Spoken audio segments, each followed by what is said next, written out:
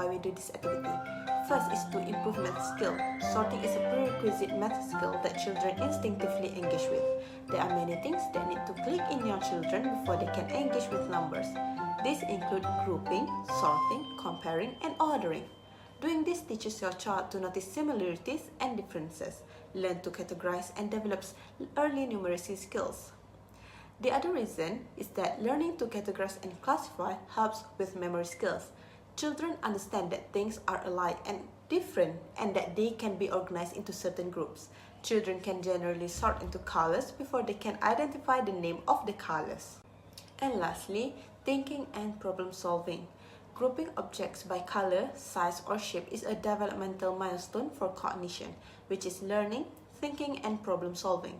Sorting and matching things help develop visual perceptual skills, thinking, and memory skills. These important brain skills help with attention and problem solving.